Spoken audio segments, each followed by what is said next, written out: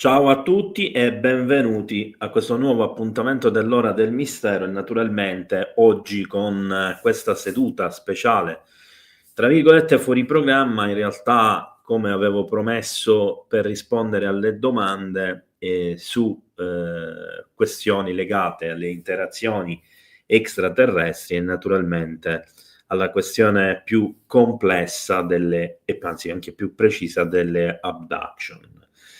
Siamo quindi qui per un motivo preciso che è appunto cercare di togliervi quando possibile i dubbi, le vostre naturali incertezze su un fenomeno che fa parte della questione ufologica, fa parte della questione misterica, ma che in qualche modo è anche qualcosa che forse ha radici più profonde e un po' a sé stante, in quanto, diciamo è un mondo ancora più occulto, ancora più profondo e sicuramente molto, ma molto più sconvolgente rispetto a quello degli UFO che alla fine, anche se in questo periodo ci sono tutta una serie di implicazioni, in realtà, è ascrivibile solo all'astronave, all'oggetto, al presunto drone, alla sfera di luce e via discorrendo,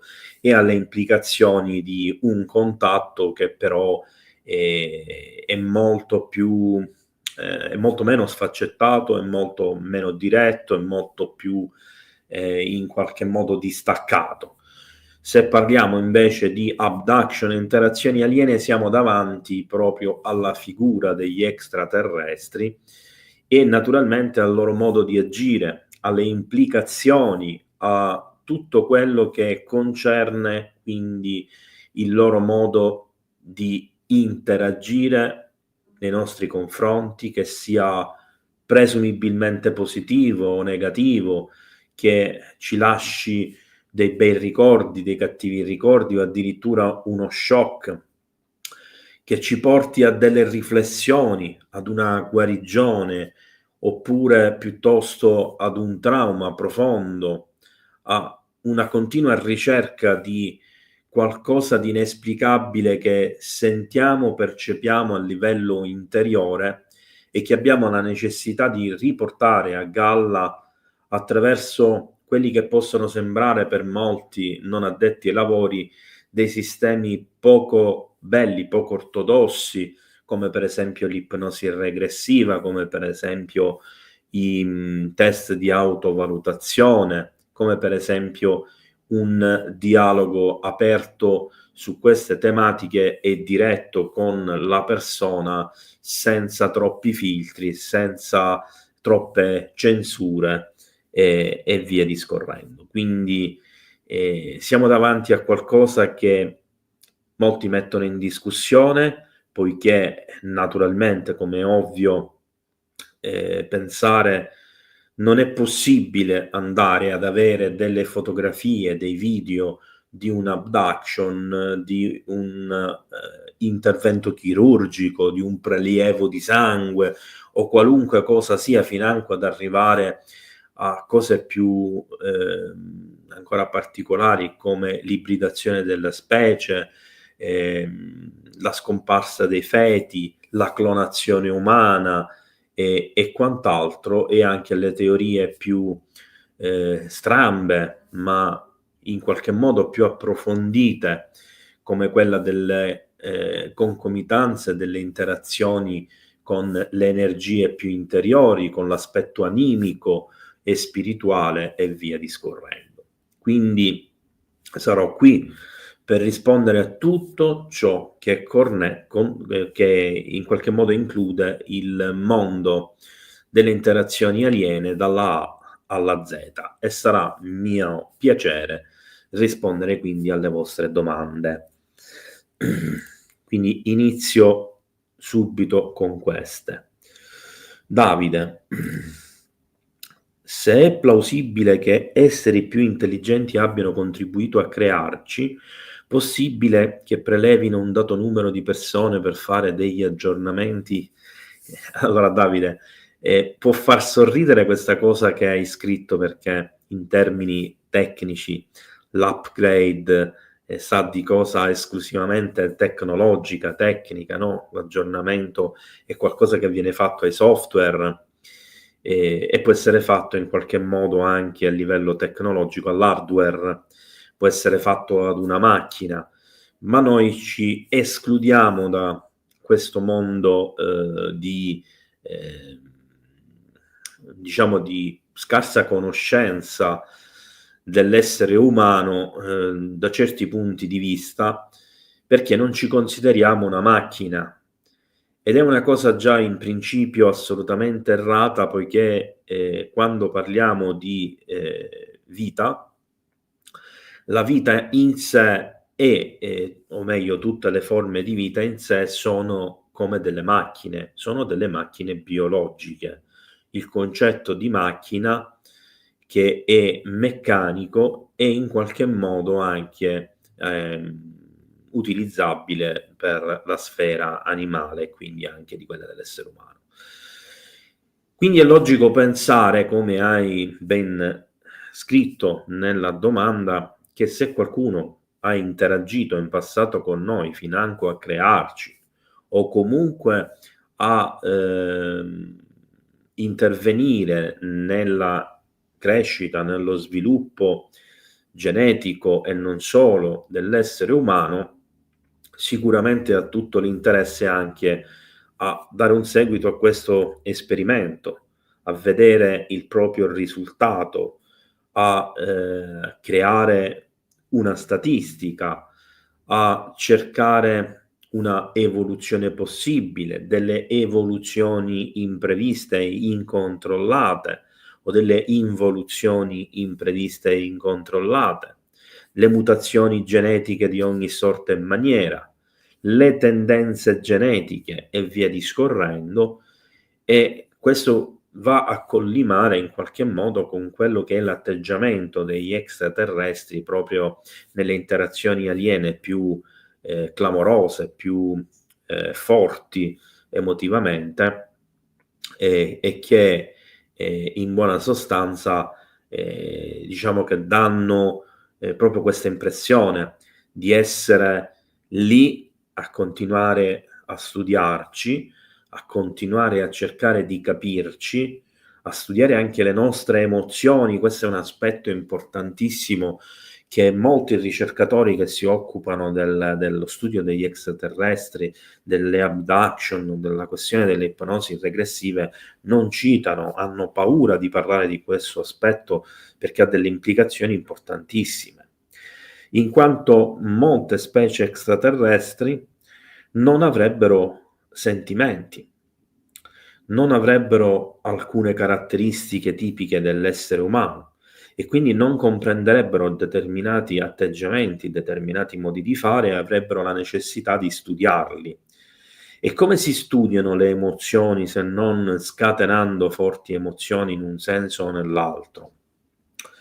Un po' come viene fatto anche nel contesto, per esempio, del mind control, cioè delle tecniche di lavaggio del cervello, di controllo mentale, così come viene definito nei progetti ormai declassificati, per esempio dell'MK Ultra, il Project Monarch e altri anche da parte sovietica, eccetera, erano incentrati proprio sulla privazione sensoriale che porta ad una serie di emozioni estreme, come la paura, il terrore, come l'attaccamento, perché poi ci sono delle reazioni un po' come la questione della vittima che in qualche modo si attacca all'assassino, per esempio, eccetera, eccetera.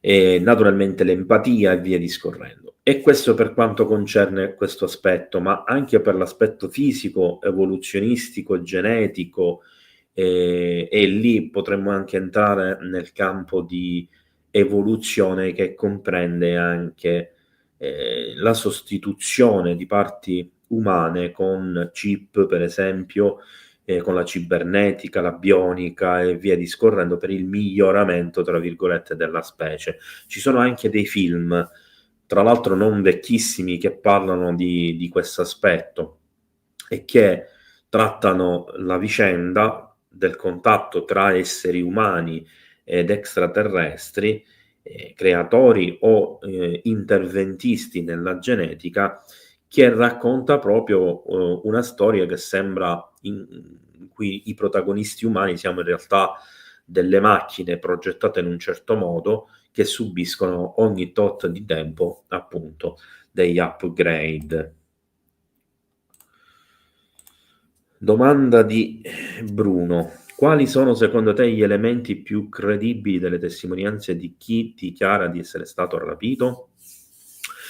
Allora, Bruno, sicuramente l'elemento portante della casistica delle abduction è proprio la testimonianza, ma è anche quello che diventa per molti aspetti, soprattutto per molte persone, quello meno credibile, quello che andrebbe analizzato più approfonditamente, con delle tecniche più precise, con uno staff medico-scientifico e con psicanalisti e quant'altro, ci sia di possibile da utilizzare in quel caso specifico per verificare se ciò che dice è vero, se ciò che ha vissuto ha lasciato dei segni, eccetera.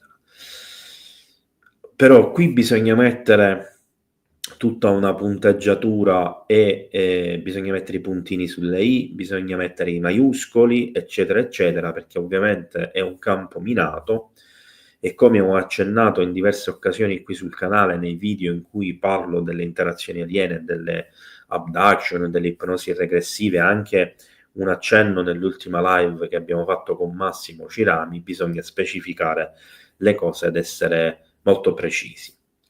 Allora, le testimonianze, nel momento in cui vengono rilasciate, lasciano il tempo che trovano, nel senso che sì, c'è molta gente che va immediatamente a credere alle persone, soprattutto se la persona è una persona conosciuta che non avrebbe alcun motivo di attirare le attenzioni su di sé. Ma nella maggior parte dei casi questo diventa interessante solo nel momento in cui viene attenzionato dai ricercatori. I ricercatori che hanno realmente intenzione di andare in profondità alla questione dell'abduction o delle interazioni aliene subite da un individuo che ha dei ricordi, funziona in questa maniera. Si ha un colloquio preliminare.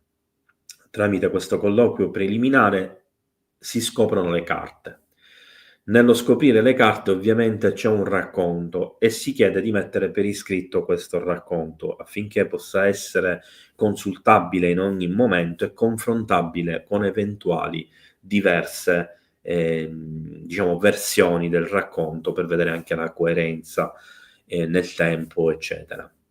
Si invita la persona a fare un TAV, cioè un test di autovalutazione. Il test di autovalutazione, che è presente in diverse forme, in Italia quello più famoso è quello che è stato fatto da Corrado Malanga tantissimi anni fa, ma ce ne sono diverse versioni. Io stesso ho il mio TAV, quello che ho prodotto io, che è molto più articolato, molto più vasto, comprende 100 domande e ci sono altre 10 domande aggiuntive solo nel caso in cui ci sono determinate cose. Ho escluso alcune cose piuttosto che altre perché secondo me erano fuorvianti, e quindi si fa questo TAV, si invita alla compilazione e si dà una valutazione, poiché il test di autovalutazione serve a comprendere se il soggetto 1 è coerente, 2 dice cose plausibili, 3 se è effettivamente oggetto di interferenze aliene oppure di interferenze di tipo paranormale o di altro genere, se ha problemi di psicologia o se ha tutte e due, tutte e tre le cose, insomma, si possono anche andare a incatenare. Una volta fatto questo test di autovalutazione, quindi si dà già un potere in più, tra virgolette, al valore della testimonianza.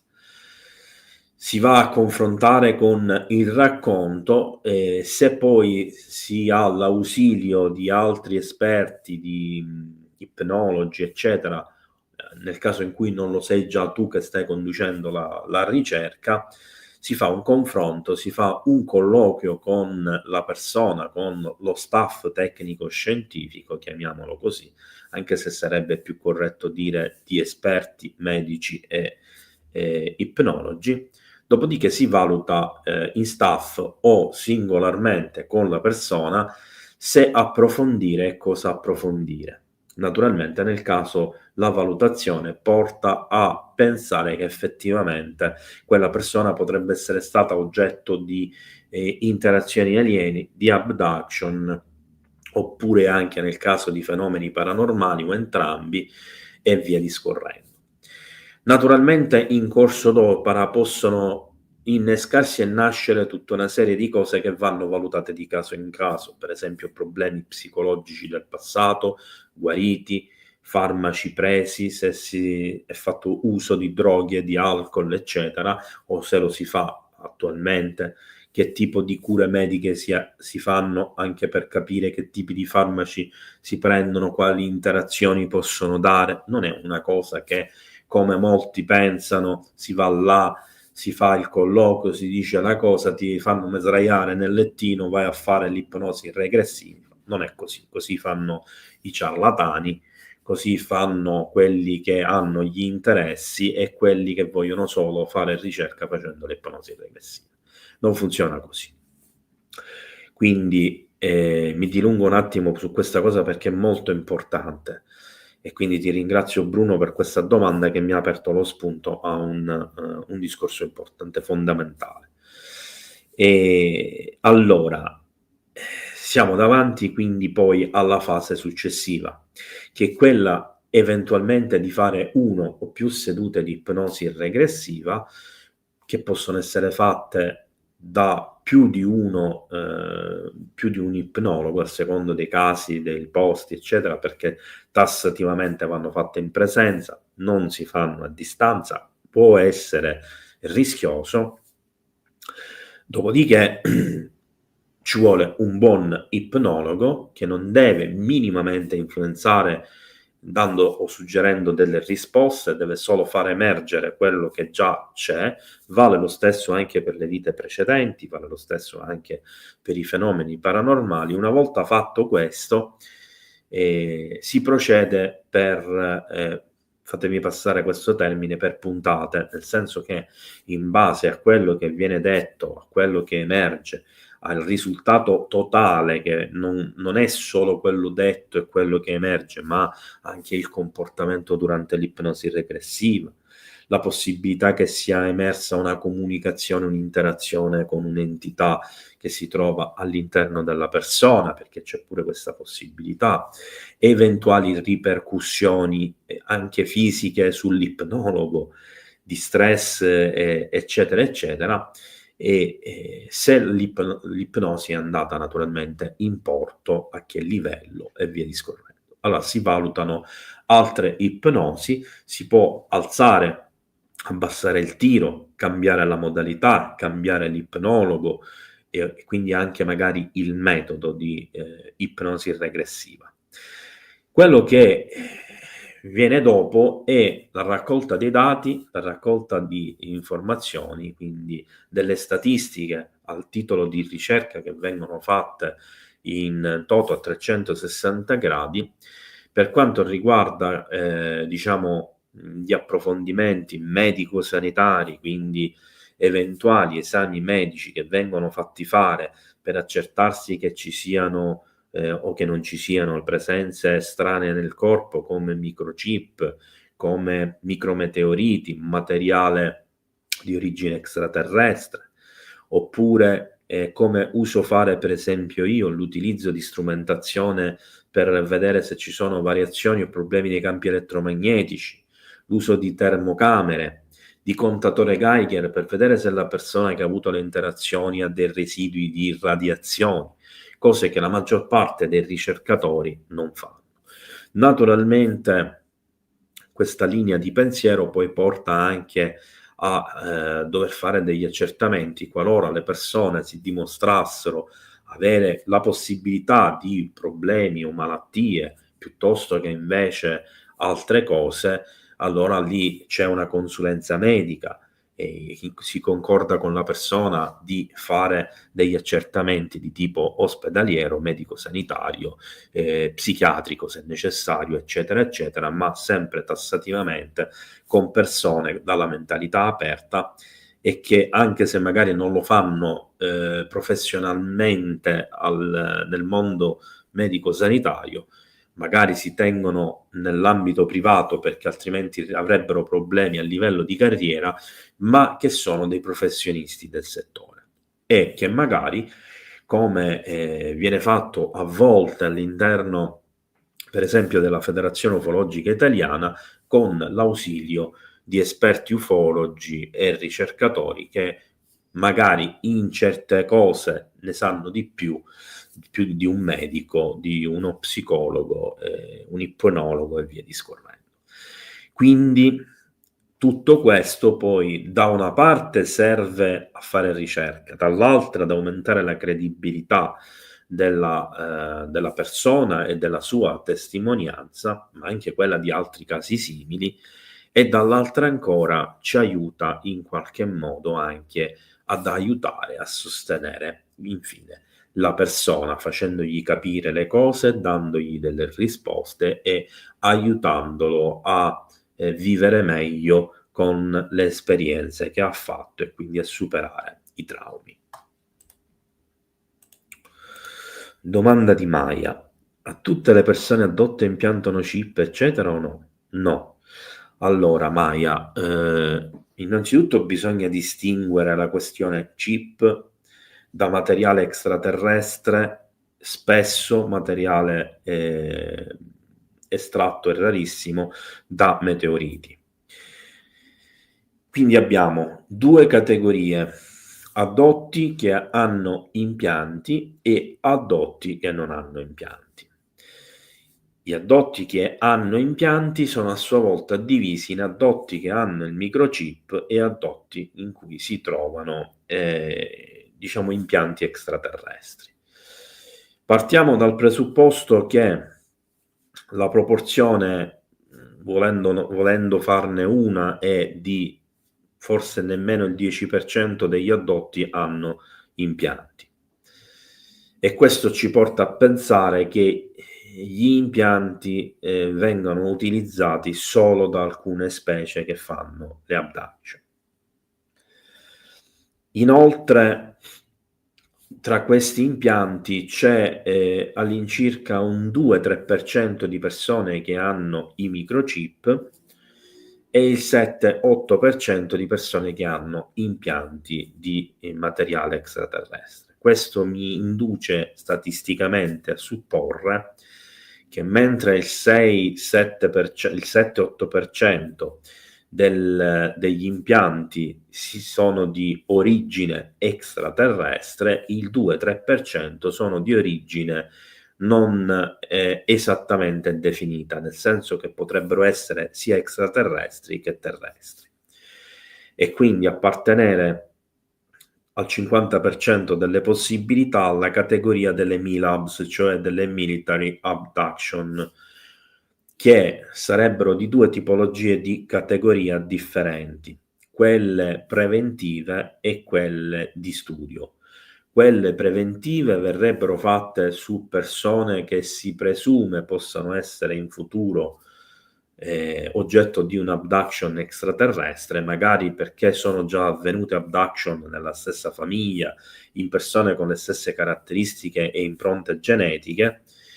Nel secondo caso abbiamo quelle di studio nei soggetti che sono stati già addotti dagli alieni e quindi possiamo presupporre che avrebbero lo scopo di studiare quello che è stato fatto, condotto, se a livello di sperimentazione, nei soggetti addotti.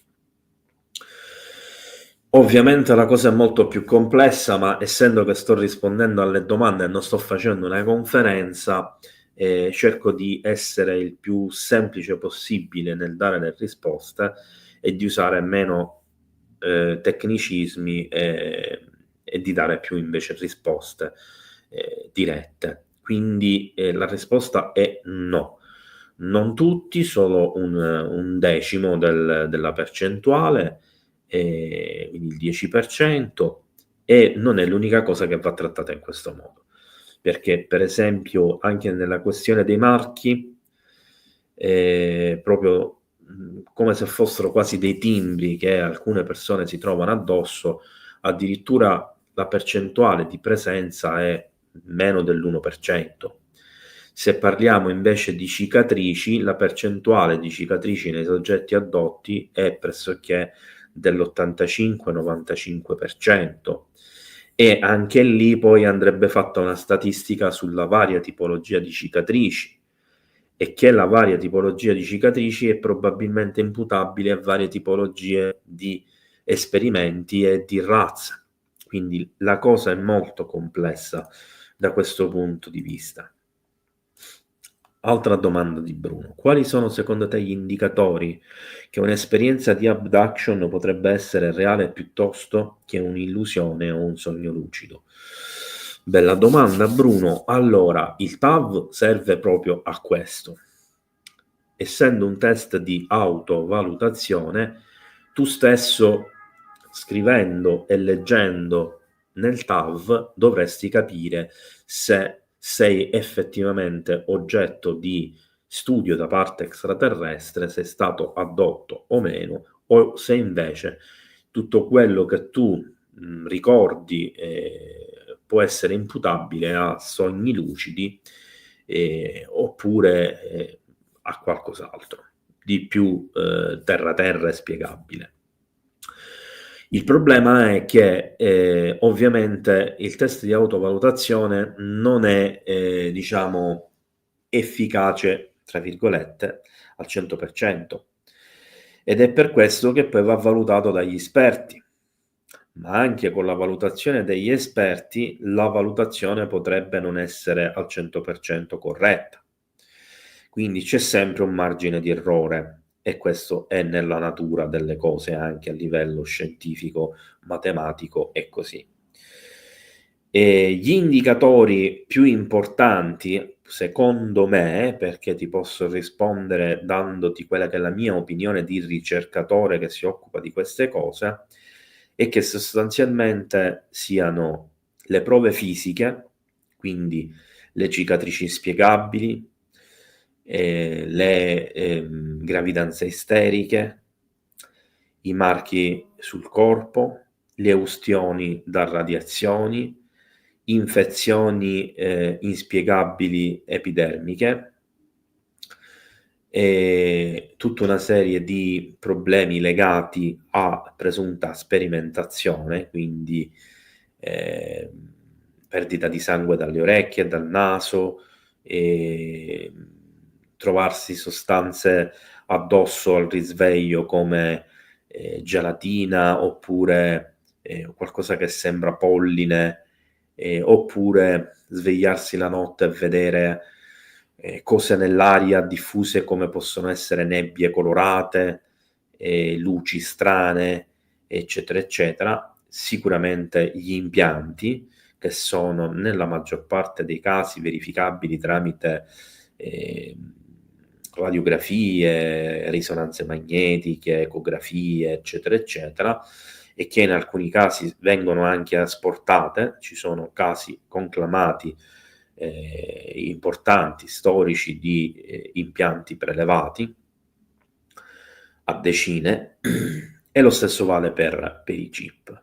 E naturalmente la testimonianza, che è il racconto che ci permette di ricostruire tutta la dinamica degli eventi, anche una cronostoria eventuale, e ci permette magari di arrivare a dei dati che poi ci servono per approfondire con le ipnosi regressive e per far collimare un po' tutto quello che emerge da una testimonianza e dalla storia di un addotto, o addirittura dalla storia familiare di un addotto, perché una cosa che è importante, dobbiamo ricordare, è che spesso le abduction, i soggetti delle abduction sono generazionali.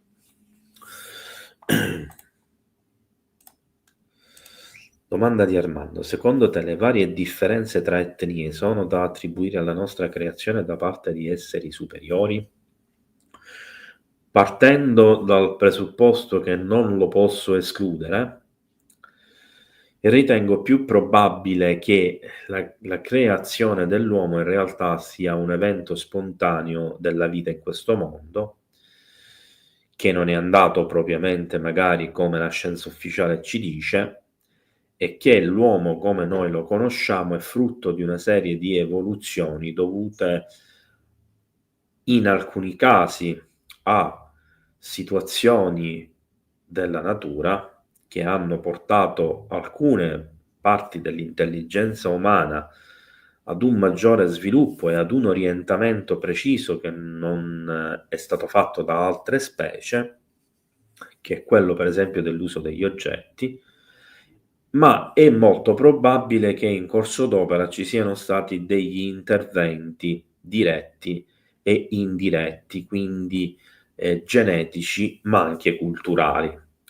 E quindi faccio alcuni esempi pratici. Genetici perché ci sono dei vuoti nell'evoluzione dell'uomo, non solo come uomo moderno, ma anche nell'ambito degli ominidi, quindi dei vari primati distaccati, almeno per quella che è la scienza ufficiale, dai primati antichi, dei primati primari, e gli ominidi poi si sono divisi in vari gruppi, alcuni dei quali poi ad un certo punto fanno dei salti di qualità, e prima di questi salti di qualità ci sono dei vuoti dove non ci sono ritrovamenti che permettono di comprendere come da A si è passati a B, mentre le teorie degli antichi astronauti interventiste a livello genetico, come quella per esempio degli Anunnaki, vanno a colmare questi vuoti, per esempio dagli ominidi, come è apparso l'uomo di Cro-Magnon, come dall'uomo di Cro-Magnon si è arrivati all'Homo sapiens e come poi dal sapiens si sia arrivato al sapiens sapiens. E come mai c'erano più tipi di umanità divergenti con caratteristiche in percentuali anche del 20-30% a livello genetico, che hanno avuto evoluzioni quindi diverse, che poi alcune in modo alquanto strano e misterioso si andavano man mano estinguendo, mentre quella che andava emergendo sempre di più, che era la specie del sapiens, ha subito una serie di interventi probabilmente anche a livello culturale a 360 gradi. Dico a 360 gradi perché anche la scienza accademica oggi si deve piegare davanti ad alcune affermazioni scientifiche che vedono, per esempio, alcune cose che non possono essere spiegate se non proprio con interventi da parte di civiltà che magari non esistono più o di extraterrestri.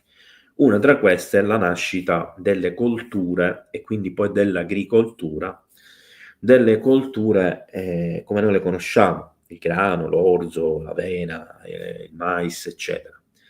Perché? Perché, per esempio, il grano è un OGM, che poi in epoca moderna abbia subito dall'uomo un'ulteriore variazione genetica è un altro paio di maniche.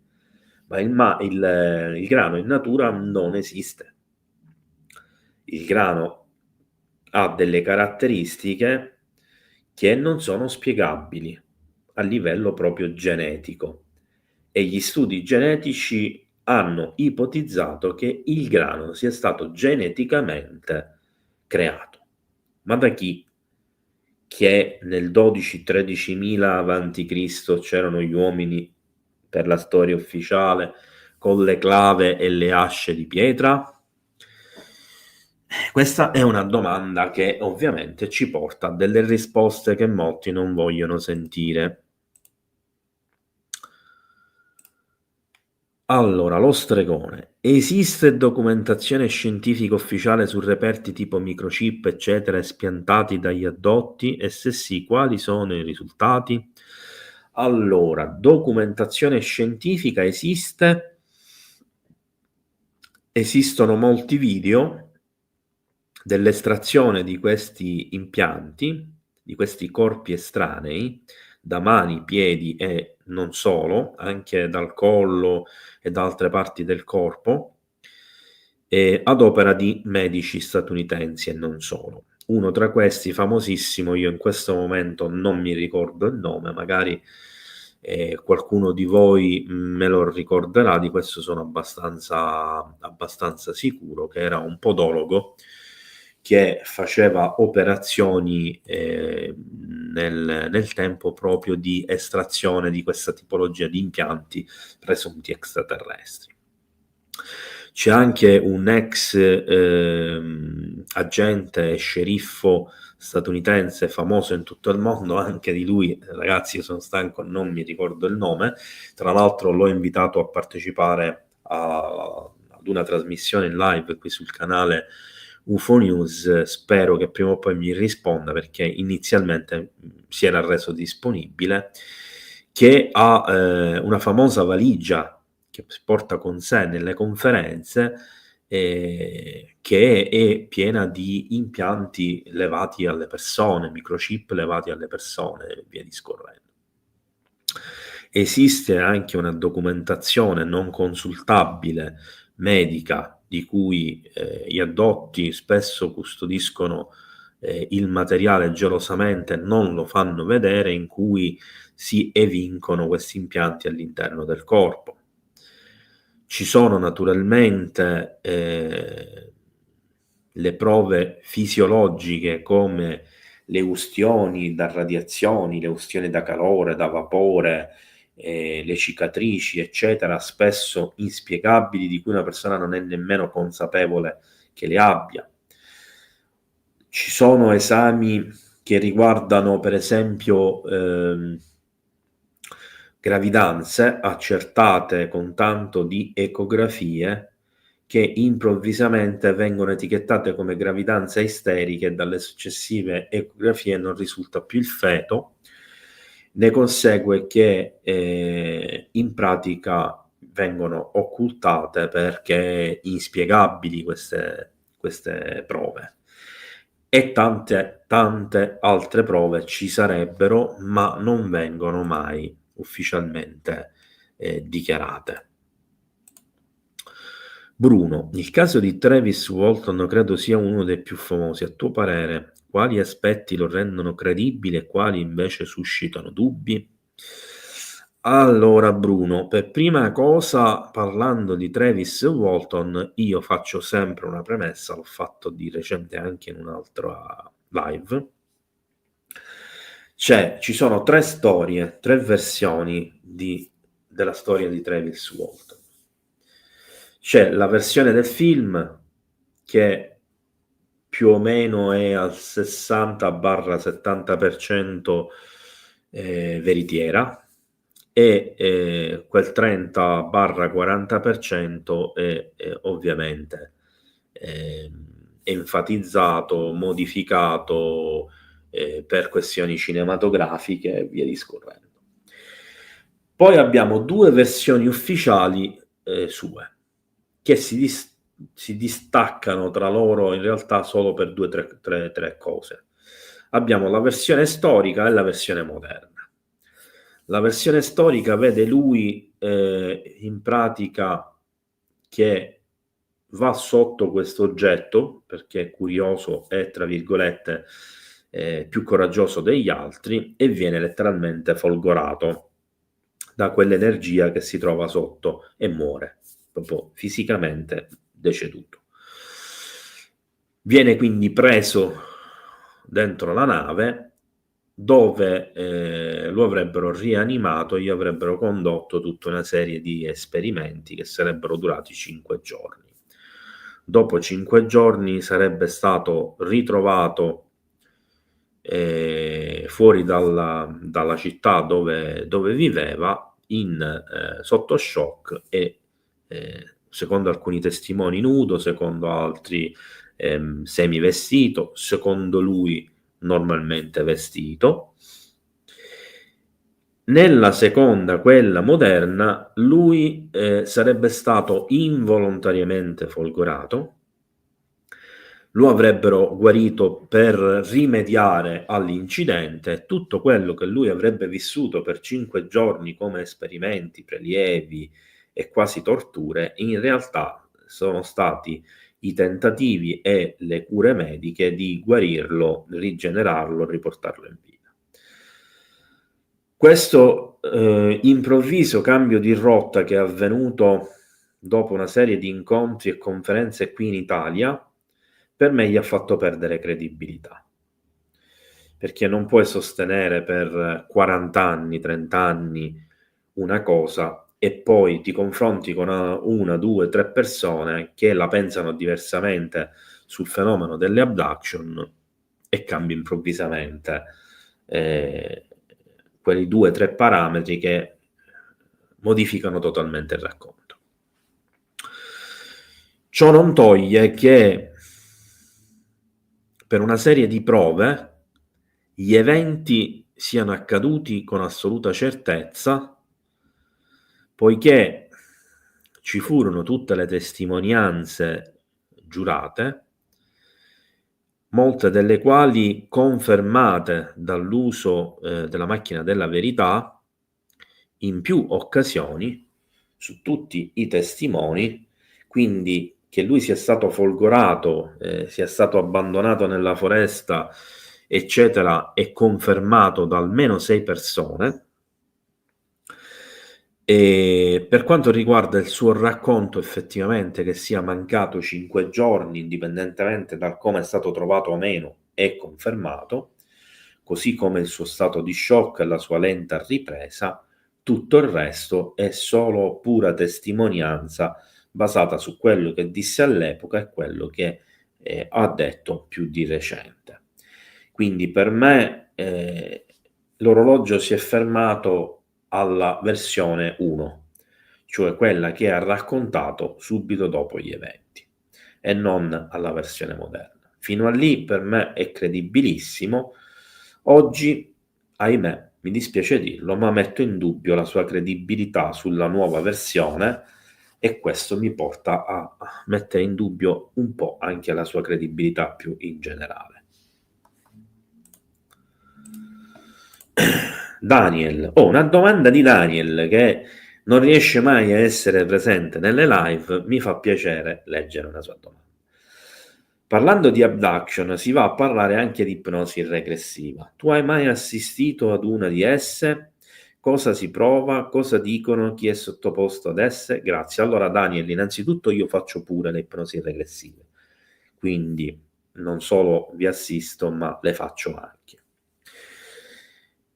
Ho assistito anche come ufologo e ricercatore di supporto all'ipnologo o allo psicologo, anche tante volte, e devo dire che in alcuni casi proprio la mia presenza in qualità di consulente, tra virgolette, è stata fondamentale, e forse anche di più che come ipnologo.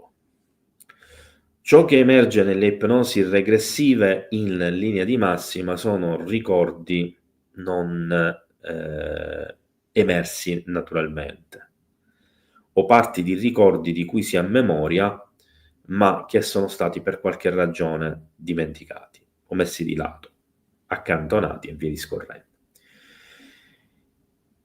Spesso emergono anche i traumi, gli shock, e questo può sembrare una cosa orribile, ma in realtà nella maggior parte dei casi è liberatorio, perché ti consente di venire a capo di qualcosa che comunque tu inconsciamente sai che è successo e di cominciare a tirare le fila della situazione, cominciare a porti le giuste domande e non domande a casaccio e ad avere qualche risposta e perché no, magari anche a superare qualche trauma.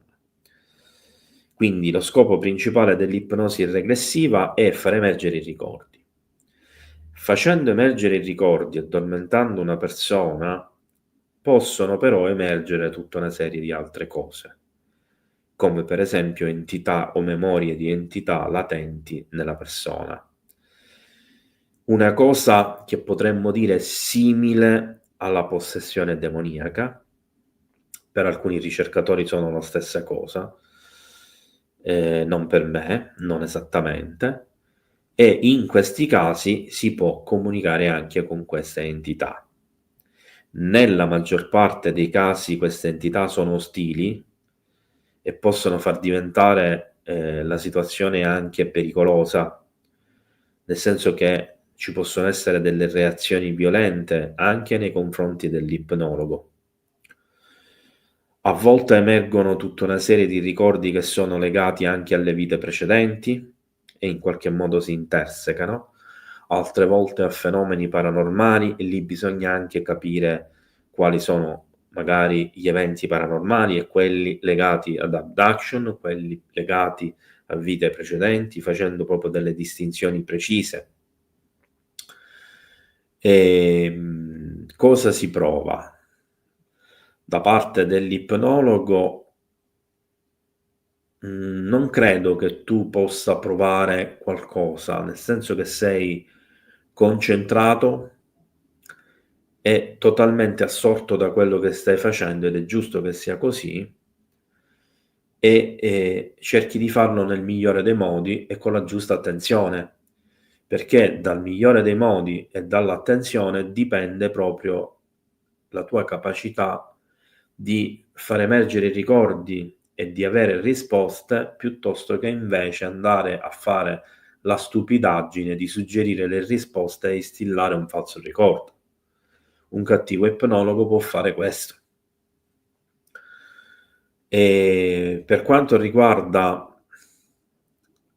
la parte invece della persona ipnotizzata, allora l'ipnosi non è assolutamente nulla di così eclatante, di così pericoloso, eccetera, se fatto con tutti i criteri corretti, eccetera. Ribadisco di non farlo però mai a distanza, perché ci può essere la situazione di difficoltà a fare risvegliare la persona, ci vuole più tempo e magari ti cade la linea o problemi di questo tipo, cioè non è che è una cosa pericolosa nel senso che non ti svegli più, rimani sotto shock o con chissà quali problemi. Sfatiamo queste leggende metropolitane perché sono tutte stupidaggini che vengono dette e messe in circolazione da persone che non sanno nemmeno cos'è un'ipnosi regressiva, che ne parlano a vanvera o che screditano la cosa per partito preso, eccetera, eccetera. Quindi quello che accade è che quando una persona si addormenta, poi ricorda quasi tutto quello che sta successo durante l'ipnosi regressiva, tranne nei casi in cui alcuni tipi di entità, nei casi in cui, ribadisco, non è che sempre, sono rari, ma ci sono, emergono queste entità, tendono a non far ricordare alla persona quello che è stato detto. E questo è importante, quindi supportarlo con delle registrazioni video audio che consentono non solo di studiare il fenomeno, il dialogo, ma anche di farlo ascoltare alla persona che non ha memoria di quello che è stato detto e fargli rendere conto della questione, della cosa.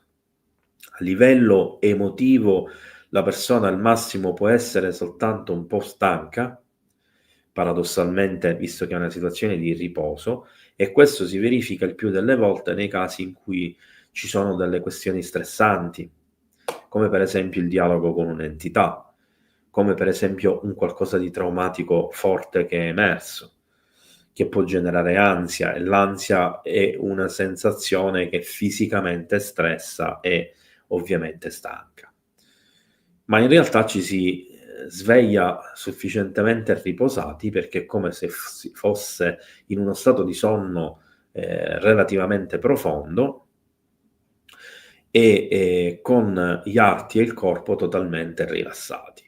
Quindi tutto sommato è una sensazione assolutamente positiva e di rilassamento. L'unica cosa che magari, essendo che si sta con gli occhi chiusi e che poi ci si risveglia in maniera repentina e si accendono le luci, eccetera, può essere un po' traumatico l'apertura degli occhi, cioè che magari rimani un attimo abbagliato. Questa è l'unica vera problematica dell'ipnosi regressiva, che non va confusa con l'ipnosi profonda o con ipnosi per altri motivi. Nell'ipnosi regressiva, e concludo anche con questa domanda, si può anche fare terapia, ma ci vuole un ipnoterapeuta, in quanto si possono andare a rimuovere dei blocchi e si possono andare a correggere determinati atteggiamenti, eccetera. Ma quello non c'entra assolutamente nulla con la questione delle ipnosi regressive per gli studi e le ricerche delle abduction. Domanda di Maya. Allora, grazie a Maria Cristina per il sostegno al canale. Allora, domanda di Maya. Ci sono requisiti specifici per essere addotti? Questa è una bella domanda. Sicuramente ci sono. Il problema è andare a capire quali sono. Perché c'è talmente tanta gente addotta, e in tutto il mondo parliamo probabilmente di molte decine di milioni. Diciamo che da statistiche fatte a livello internazionale, raccogliendo quelli che sono gli studi e le ricerche di molti ricercatori statunitensi, eccetera, si stima che solo negli Stati Uniti gli addotti sarebbero minimo 1 milione, e lo stesso vale per l'Europa e probabilmente per il resto del mondo. E quindi, dopo che sappiamo che ci sono delle caratteristiche specifiche, delle peculiarità richieste, andare a stabilire quali queste siano diventa troppo complesso, perché abbiamo una casistica troppo vasta e una scarsissima comunicazione tra le parti. Quindi è come dire che c'è tanto materiale da studiare, ma mancano le persone che lo studiano e lo mettono insieme. Nel momento in cui questo sarà fattibile, forse potremo arrivare a delle conclusioni precise. Nel frattempo, quello che posso dirti è che sicuramente il fatto che ci siano le alien abduction generazionali è indice che ci sia un fattore genetico e caratteristico in alcuni soggetti. Un'altra cosa, per esempio, che emerge è che in alcune parti del mondo, e secondo alcune statistiche, attenzione perché qui parliamo di statistiche, non è detto che lo sia così, anzi vi dirò di più, per me non è così, i soggetti verrebbero selezionati principalmente per tipologia di fattore e sangue, quindi principalmente gruppo 0, fattore RH preciso. Non è così. Io vi dico che statisticamente il gruppo 0, anche a seconda dei fattori, ha la stessa tipologia identica rispetto agli altri gruppi sanguigni di numero di addotti. Questo può far pensare al massimo che in percentuale tra i gruppi 0, che sono in quantità minore rispetto agli altri gruppi a livello mondiale, c'è una maggiore possibilità di abduction, ma non sono una regola queste cose. Un altro fattore potrebbe essere quello legato ad una questione fisica, magari anche una malattia, una predisposizione genetica che impedisce magari una malattia, oppure un fattore che può essere del sangue, può essere genetico e via discorrendo, che fa ammalare meno o migliora il sistema immunitario. Ci sono tante possibilità. Volendo mettermi nei loro panni, Se io fossi un alieno che deve prendere delle persone per uso scientifico, quindi faccio riferimento solo a questo caso, cioè le devo studiare, quindi devo raccogliere dati di vario tipo, tra cui anche statistico, io prenderei dei campioni molto più generici, non prenderei dei campioni specifici, entrerei nello specifico solo se dal punto di vista scientifico mi interessasse capire una determinata cosa che non conosco, capire una determinata cosa che potrebbe essermi utile e che non ho mai visto, e via discorrendo.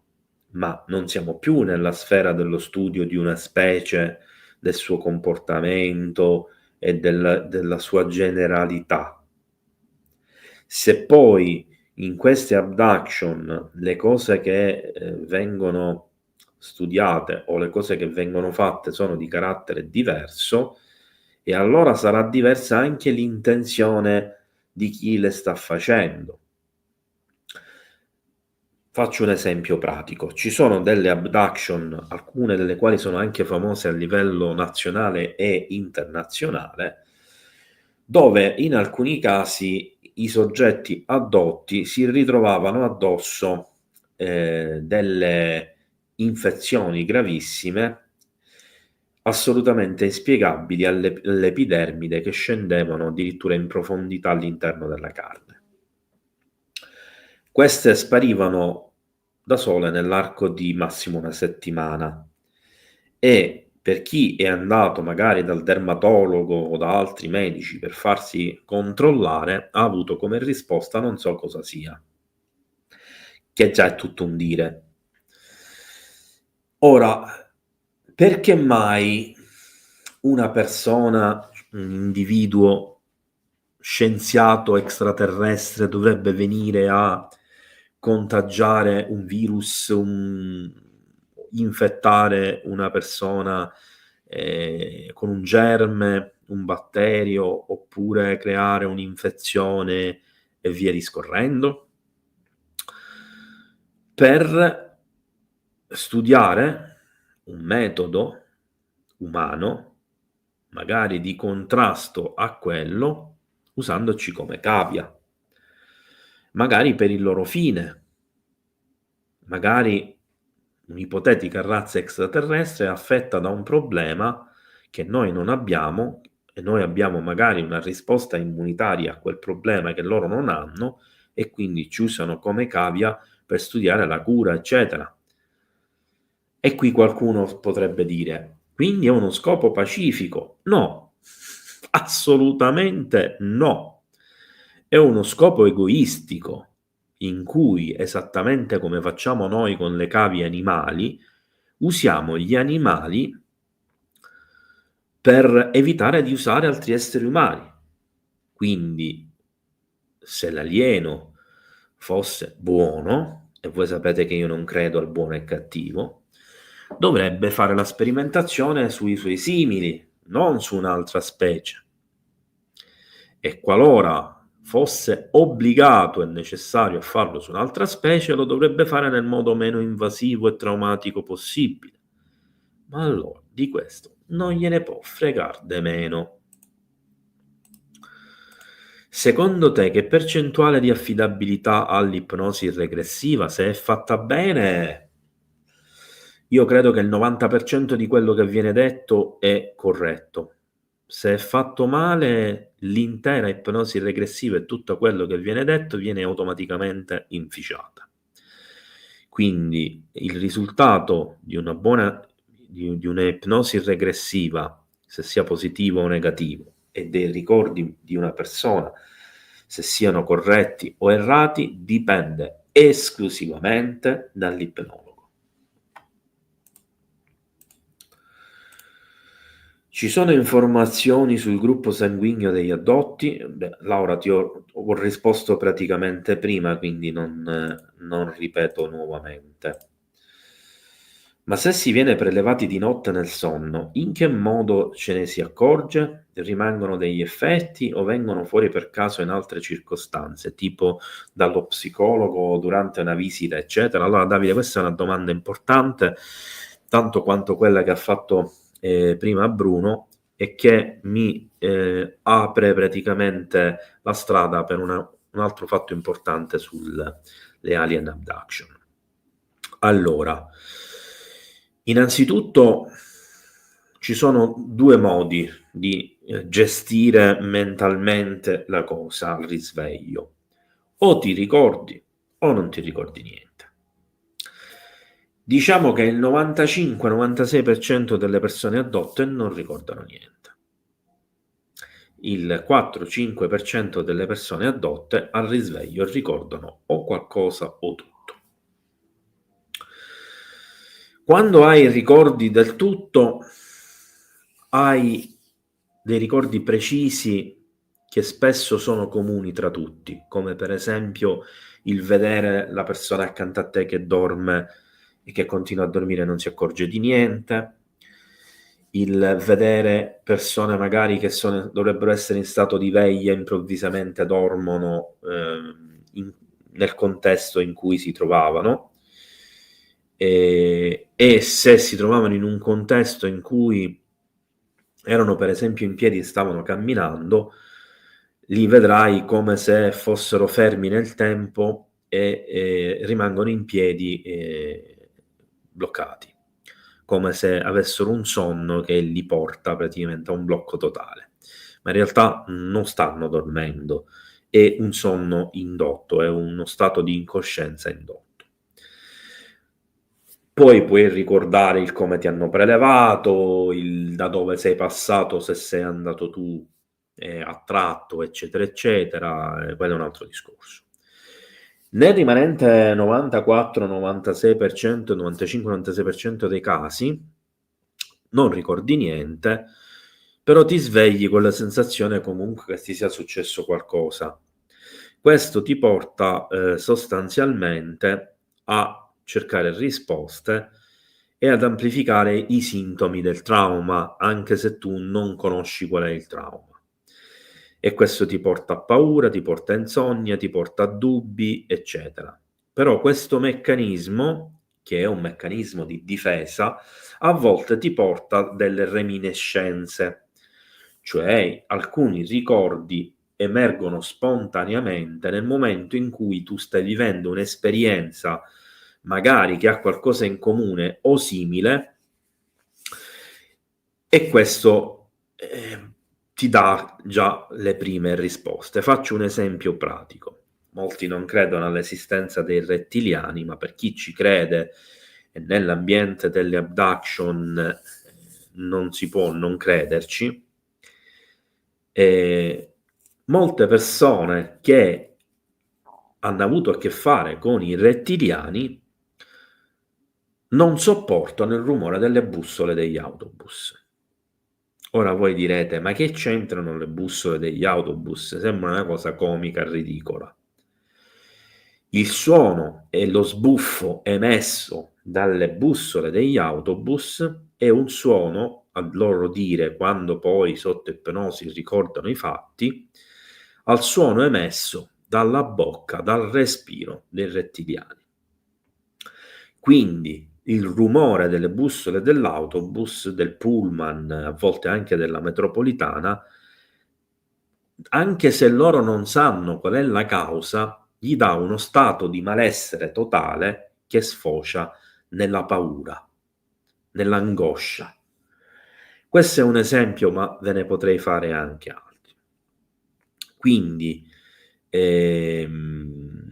poi ci sono i ricordi che emergono tramite l'ipnosi regressiva, e quando si va a smuovere il tutto con l'ipnosi regressiva, a volte cominciano ad emergere sempre di più spontaneamente i ricordi e naturalmente dobbiamo immaginare alla mente come qualcosa di come una ragnatela, no? In cui ci sono dei punti di incrocio dove convergono le informazioni, e le informazioni sono sparse un po' ovunque. che è praticamente la rete neurale.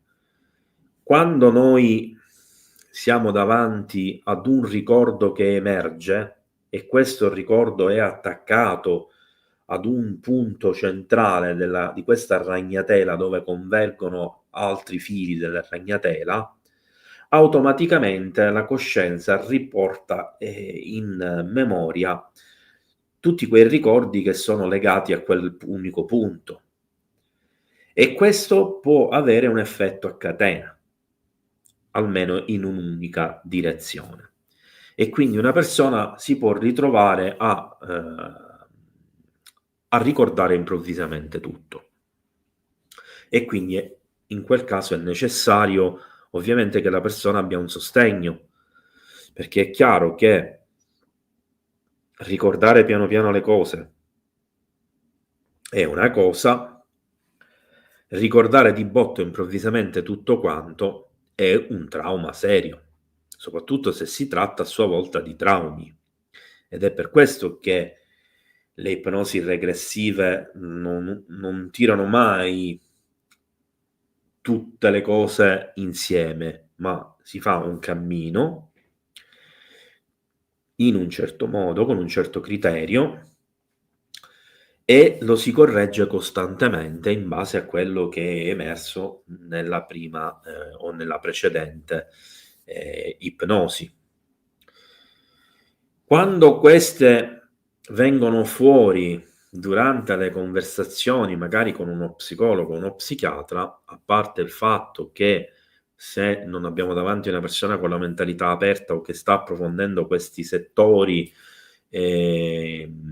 di cui loro stessi non vogliono parlare, ma di cui sono perfettamente a conoscenza e di cui stanno facendo degli studi precisi nelle università statunitensi, e ovviamente rischiate di essere presi per psicotici, ma se siete davanti a delle persone con la mentalità aperta, sicuramente vi ascolteranno, sicuramente cercheranno di scartare tutte le possibilità non legate a queste, e se si tratta di persone che magari nella loro mentalità aperta hanno anche un certo rapporto col mondo dell'ufologia, si rivolgeranno a noi ufologi e ricercatori per consulenza e per approfondire magari proprio con le ipnosi regressive insieme a loro eccetera questi casi.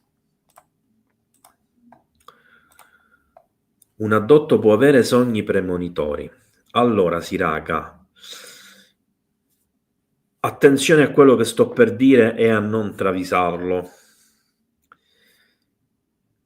I soggetti addotti possono avere tutta una serie di capacità latenti o affermate che spaziano dai sogni premonitori ai déjà vu, passando naturalmente per tutti quei fenomeni, tra virgolette, paranormali,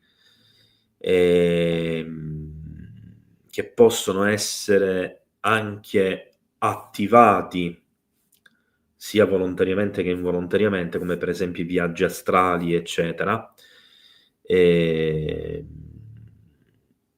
addirittura, secondo alcune teorie, perché in quel caso parliamo solo di teorie, potrebbero essere sviluppate anche delle capacità paranormali sempre di tipo meno realistico, come per esempio potrebbe essere quella di accendere il fuoco a distanza, quindi di piromania, oppure quello di remote viewing, visione a distanza, quello di per esempio bilocazione temporale o bilocazione in appunto luoghi differenti e via discorrendo. Però dico, non travisiamo quello che sto dicendo, perché queste presunte capacità, questa tipologia di eventi, possono appartenere anche a persone non addotte. E questo è importante, perché infatti alcune cose io le ho rimosse dal TAV, perché potevano essere fuorvianti.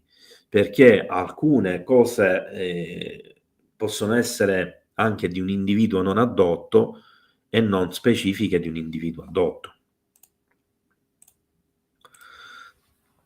Allora, Stefano, c'è un metodo per valutare in autonomia se si adotti un test di autovalutazione? Sì, è quello che ho detto finora, Stefano. Il TAV, il test di autovalutazione che io ho disponibile perché l'ho fatto io, ed è quello che è anche in uso e dotazione attuale per la Federazione Ufologica Italiana. Ma ribadisco che poi va visto da un esperto, va valutato, eccetera, eccetera. Non traiamo conclusioni da soli se facciamo uno di questi test. Qualora foste interessati, fatemelo sapere privatamente. Ivan domanda: R. Doti ha dichiarato che durante le Milabs venivano usate anche persone determinate caratteristiche fisiche come l'altezza, ma non solo, eppure i veri addotti ricordano gufi e civette. Sono sfaccettature diverse. Iniziamo dalla questione delle Milabs. Allora, le Milabs, io dubito fortemente che, come molti personaggi entrati anche nella storia che ne hanno parlato, siano realmente come vengono dette, se non nella maggior parte dei casi almeno. Ovvero, le Milabs hanno i due scopi che ho detto prima. Lo scopo invece che molti ufologi ritengono plausibile, io lo ritengo molto improbabile, non lo sto escludendo a priori, è quello invece che le Milabs avrebbero lo scopo di far pensare all'addotto di essere stato realmente rapito dagli alieni. Per me questa è una stupidaggine megagalattica. Ripeto, non lo escludo, ma per me è una stupidaggine. Anche perché questo implicherebbe che già dagli anni 50-60 tutti i governi mondiali sarebbero stati d'accordo e ci sarebbero delle organizzazioni mondiali che avrebbero già retroingegnerizzato tutta la tecnologia, riproducendola già negli anni 50, esattamente come quella aliena, facendo degli accordi poi anche con essi, e già da allora quindi avesse una flotta spaziale mastodontica, perché stiamo parlando di milioni e milioni di addotti in tutto il mondo, per simulare poi cosa? Cioè, quale sarebbe lo scopo finale? Mi sembra un po' la storia del Blue Beam, la stessa categoria di storia. Allora, qual è? Simulare che ci siano gli alieni? È molto più facile con la presenza UFO falsa, piuttosto che inventare queste abduction per far credere che siano gli alieni, perché è argomento molto più comune, molto più diffuso, televisivo, cinematografico. Quindi lasciamo perdere questa storia e arriviamo alla questione delle caratteristiche fisiche e del come vengono visti da alcuni addotti gli extraterrestri. Allora, le caratteristiche fisiche potrebbero anche essere importanti per alcune tipologie di abduction, ma come ho detto prima, è più probabile che siano dei fattori genetici e degli interessi specifici verso alcune tipologie di soggetti generazionali piuttosto che le caratteristiche fisiche di per sé. Anche perché anche della stessa razza, per dire, se vogliamo aderire al concetto di razza che oggi è messo in discussione, anche lo stesso concetto di caratteristiche fisiche cromatiche, le stesse peculiarità fisiche, eccetera, in realtà statisticamente non esiste nulla che indichi realmente questo. Cioè, le persone che vengono prelevate sono di tutte le etnie, di tutte le nazioni, di tutte le caratteristiche fisiche, di tutte le altezze, di tutti i colori della pelle, con tutti i colori degli occhi immaginabili possibili, con le barbe rosse o bianche, verdi, ce le vogliono fare pure blu, viola, non lo so, e così. Per quanto riguarda invece il come vengono visti gli extraterrestri, qui mi devo soffermare su una cosa che è importante.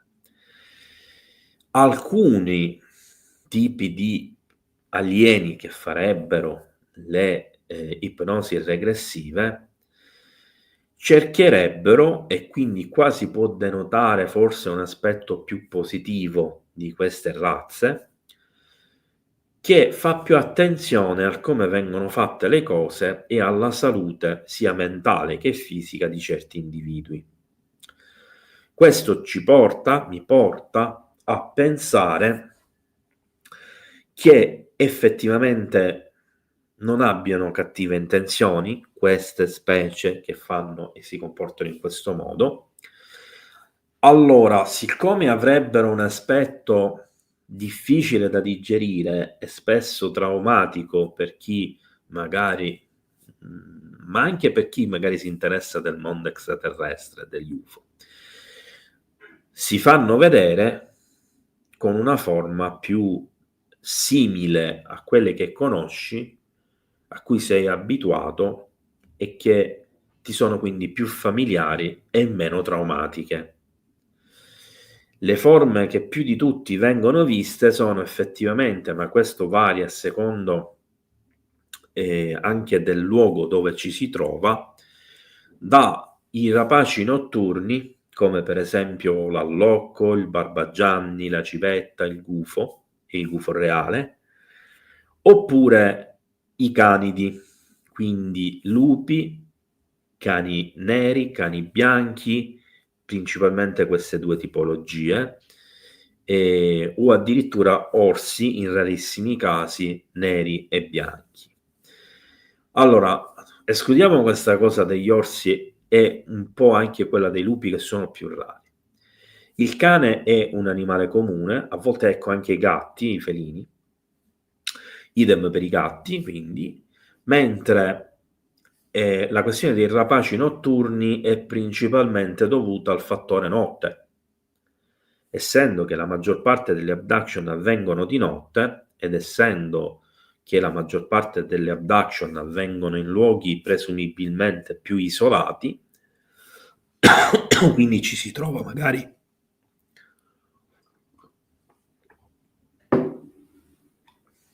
che ne so, in mezzo a un bosco o alla campagna. Un minuto.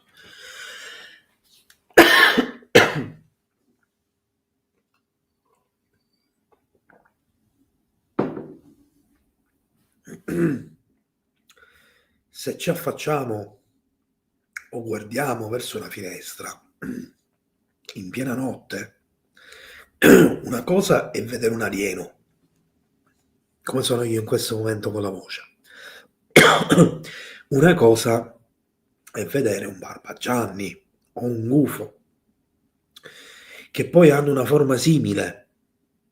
Per esempio il barbagianni nella notte ha gli occhi che sembrano neri, a meno che non c'è una fonte di luce che li colpisce.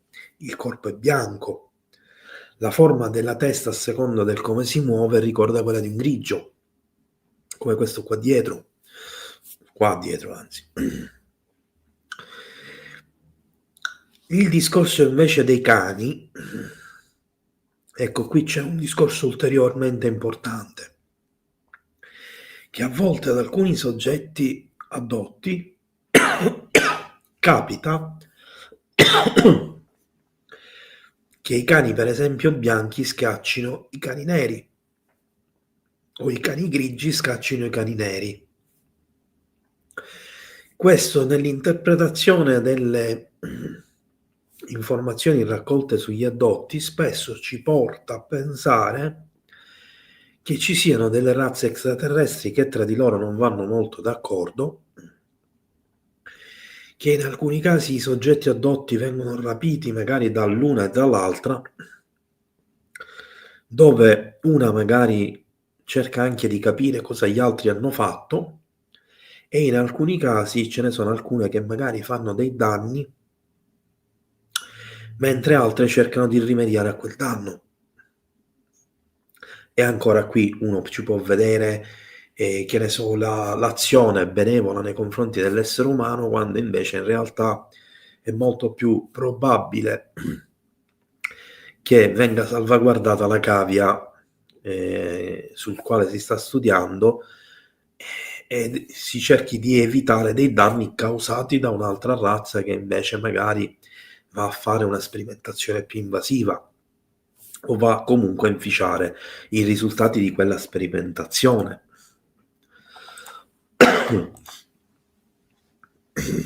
Allora, domanda di Maria Cristina: come pensi sia possibile che le persone abbiano impianti se non sono state rapite fisicamente? Io ai rapimenti in astrale non credo affatto. Allora, premessa che io credo poco o niente agli impianti astrali, più niente che poco. Quindi di conseguenza non credo neanche agli impianti messi in astrale. E vi spiego subito perché. E questa è una cosa che mi ha sempre fatto sorridere. Se io sono un alieno tecnologicamente evoluto e sono un alieno fisico, con una tecnologia fisica tangibile, io rapirò una persona per i motivi che mi interessano. In questo momento non mi interessa andare a parlare delle motivazioni, e gli metto un impianto, che poi quell'impianto serva per monitorare, per mantenere qualcosa, per localizzare, non mi interessa al momento. Ma se io sono un'entità senza un corpo fisico, che mi muovo attraverso le dimensioni e in astrale, quale motivo avrei di utilizzare una tecnologia astrale, cioè una tecnologia non fisica, per monitorare qualcosa che il mio stesso corpo non fisico mi permette di verificare? Cioè, un'entità può entrare nel corpo di una persona, gli può passare attraverso. Una civiltà ipotetica astrale può avere un contatto diretto con te in astrale e non fregargliene assolutamente niente del tuo corpo, eccetera. Qui stiamo parlando di extraterrestri, non stiamo parlando di entità parassite che si nutrono di energie sottili, come possono essere i voladores o altro.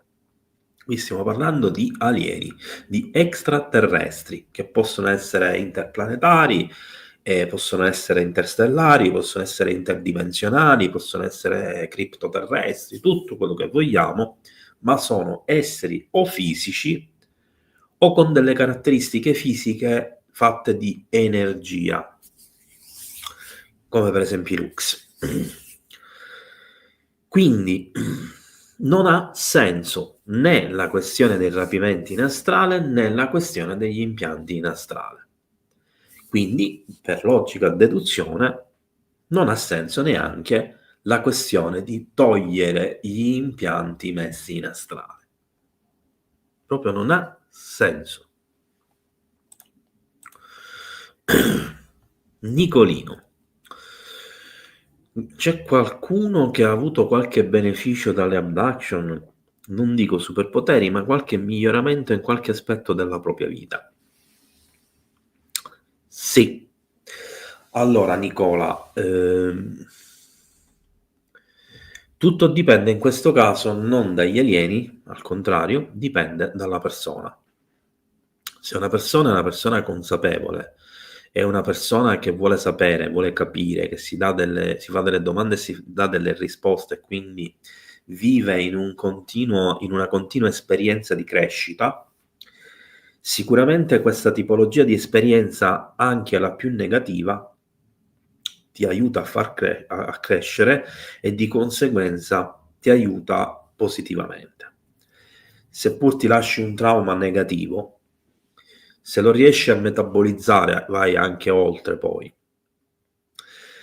Perché? Perché ti dà la possibilità di aumentare le tue capacità cognitive. Non parlo naturalmente di un aumento di intelligenza, ma è fondamentale per una persona porsi delle domande e cercare le risposte, indipendentemente dal fatto che poi le risposte arrivino o meno.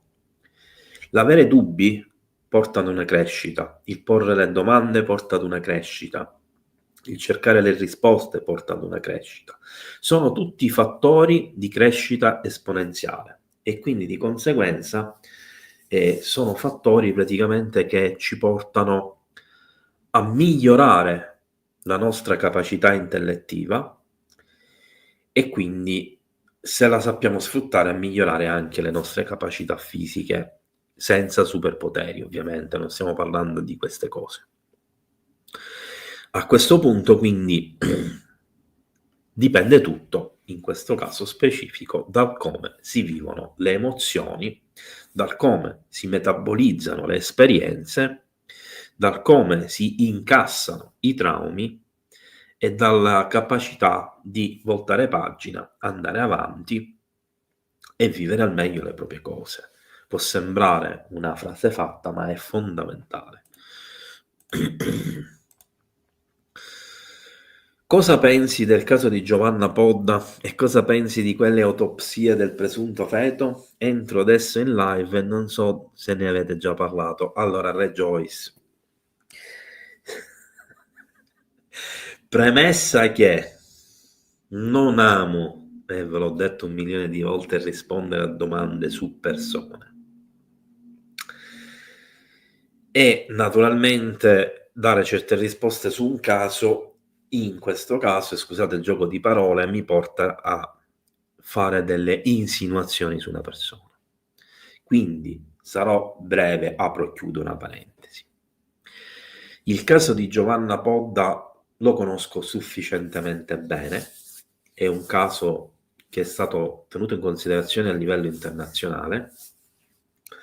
Non ho mai avuto occasione di incrociare e incontrare Giovanna, ma per anni ci siamo sentiti telefonicamente e non ci sentiamo più telefonicamente perché le ho chiesto delle cose e mi sono state date delle risposte che non mi sono piaciute. Questo mi ha fatto dubitare di molti aspetti di cui già i dubbi ce li avevo e mi ha dato le risposte alle cose che non credevo. Quindi io credo che in ogni storia ci sia del vero, la percentuale di quanto ci sia di vero questo varia di caso in caso, ma poi ci si costruisce sopra. E anche questo varia di caso in caso, perché molti addotti c'è magari un 5% di costruzione, in altri c'è il 70% di costruzione. Non ho mai creduto alla questione dei feti perché ho i miei motivi e non li posso dire qui pubblicamente, ma sono sempre sembrati ben altro e anche qui non scendo in dettagli. Sul fatto che lei possa aver avuto delle reali esperienze e ne abbia subito le conseguenze traumatiche, non ho dubbi. E questa è l'unica certezza che vi posso dare.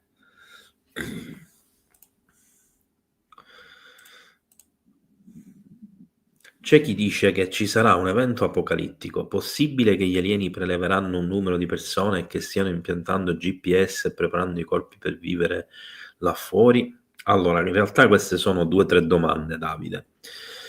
Cercherò di rispondere a tutte, intanto do lo stop alle domande e vi ricordo che eventuali altre domande vi invito a scriverle sotto al video e vi risponderò il prima possibile.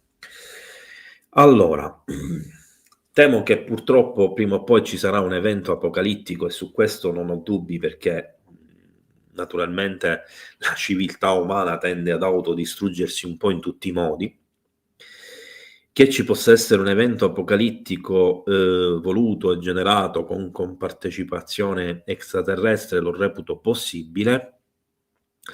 In riferimento alle storie di una presunta mattanza o raccolta, come viene definita spesso, degli esseri umani o delle anime umane, come in certi ambienti si discute, ci credo poco o nulla.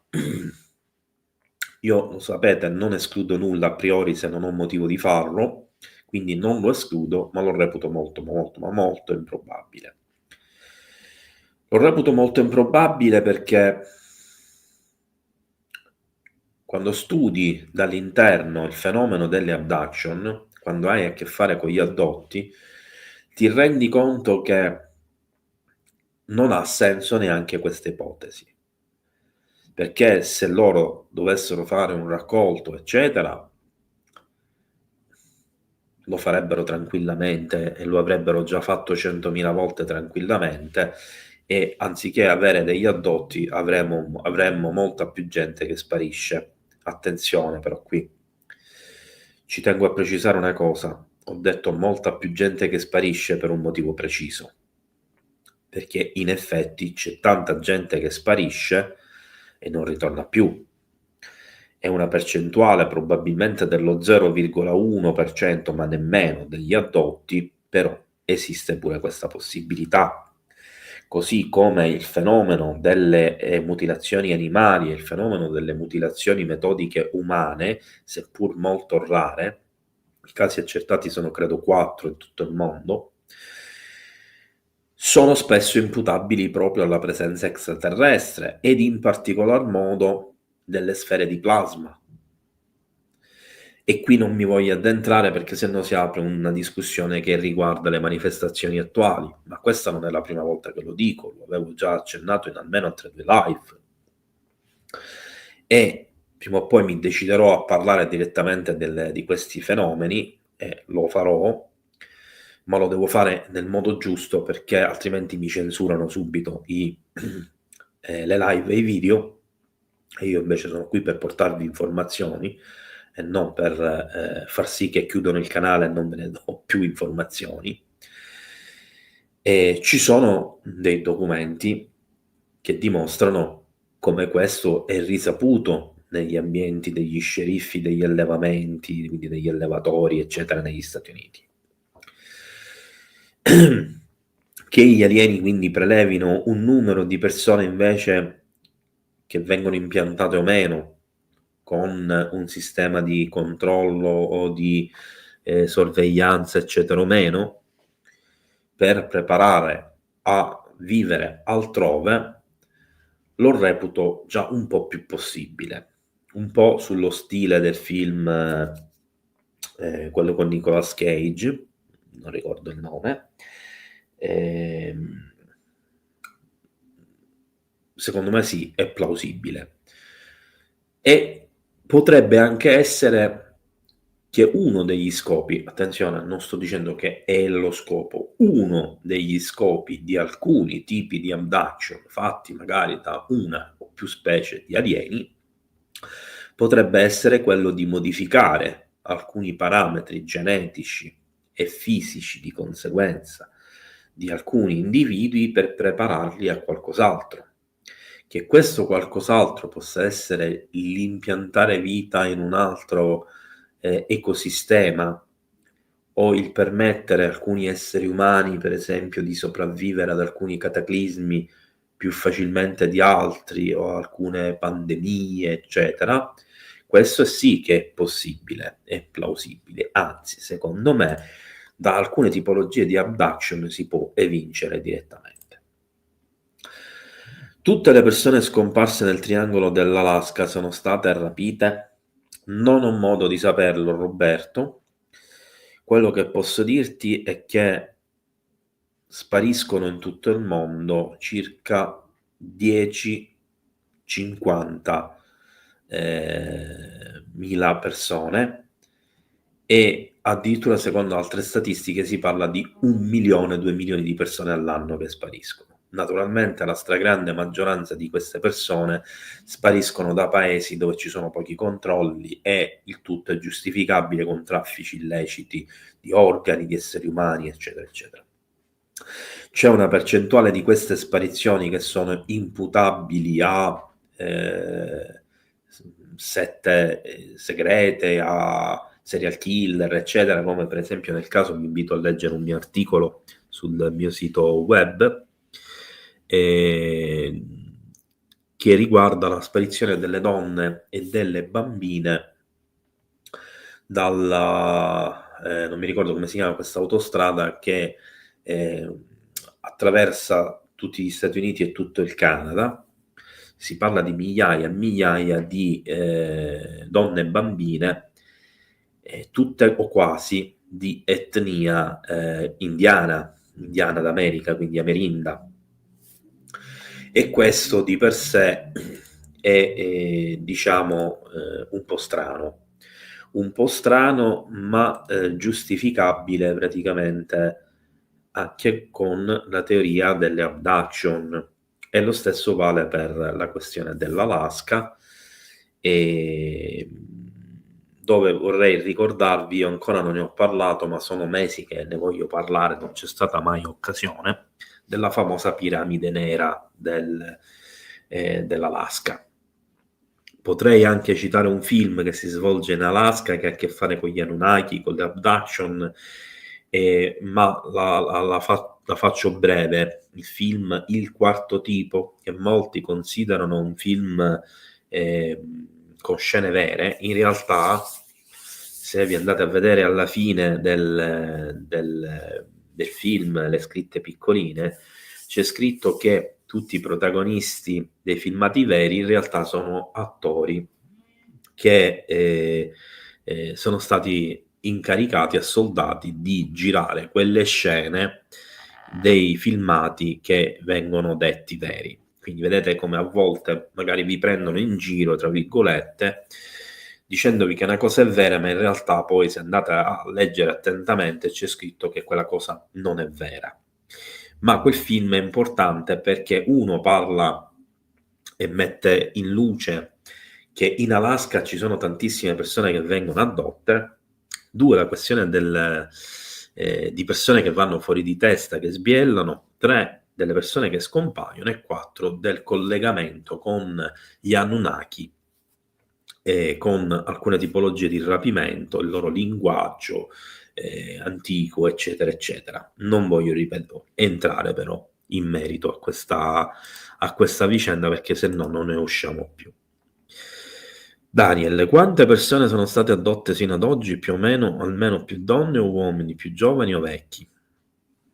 Allora, premessa che già in parte ti ho risposto prima, rispondendo ad altre domande, posso dirti che la percentuale di donne forse è un po' maggiore, ma bisogna pensare che al mondo le donne sono più degli uomini, quindi probabilmente la proporzione è la stessa alla fine. E mentre gli uomini vengono prelevati principalmente per la sperimentazione, per i prelievi, per lo studio e per la raccolta di liquido seminale, le donne vengono, diciamo, prese non solo per tutte queste cose, naturalmente escluso l'ultima, che sarebbe impossibile, ma anche per la fecondazione e poi per lo studio del feto e il recupero del feto. E da lì è importante infatti capire la questione proprio delle gravidanze isteriche, che in alcuni casi sono riconducibili a questa tipologia di fattore, ma ci sarebbero dei segnali che permettono di concepirlo.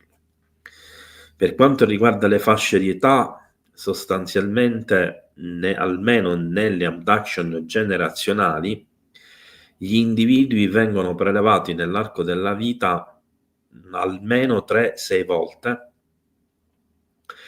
e l'ultima volta in generale, almeno da quello che si evince dagli studi, questo accade al massimo intorno ai 60-65 anni.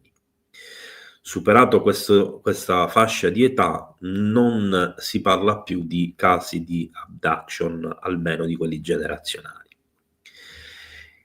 le fasi in cui questi rapimenti, questi prelievi sono maggiori è nella fascia tra i 4 anni e i 35-40, dove in genere avvengono almeno 4-5 delle 6 possibili abduction. Questo fattore varia naturalmente a secondo della tipologia e quindi della causa dell'abduction. Anche perché, per esempio, quando vengono prelevati i feti umani, che poi non sono umani ma sono ibridi, spesso vengono fatti vedere almeno una volta dalla genitrice, dalla madre vera, perché altrimenti muoiono. Questa è una cosa che ha tirato fuori il primo, credo, ricercatore sia stato Bud Hopkins, che attraverso le ipnosi regressive scoprì questo fattore, che i feti ibridi non sopravvivono senza un imprinting umano materno. Cioè, se non entrano almeno una volta in contatto con la reale madre, muoiono, non sopravvivono. E questa è una cosa che gli alieni grigi, una delle razze dei grigi, non riescono a risolvere e non riescono a comprendere.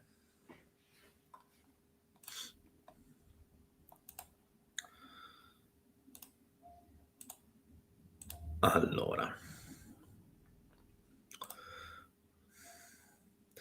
domanda di Franco: cosa puoi dire in merito alla regressione che è considerata da alcuni non di carattere scientifico? Allora, Franco, qua io aprirei quasi un dibattito, ma scherzo, non lo faccio, su cosa significa che una cosa sia di carattere scientifico o meno. Perché qui bisogna vedere, uno, chi lo dice, uno, chi lo vuole sapere e due, di cosa stiamo parlando, e tre, di cosa stiamo parlando. Se a dirlo è uno scienziato, non avrà dubbi che qualunque cosa sia scientifica è di carattere scientifico, quello che non lo è, non lo è.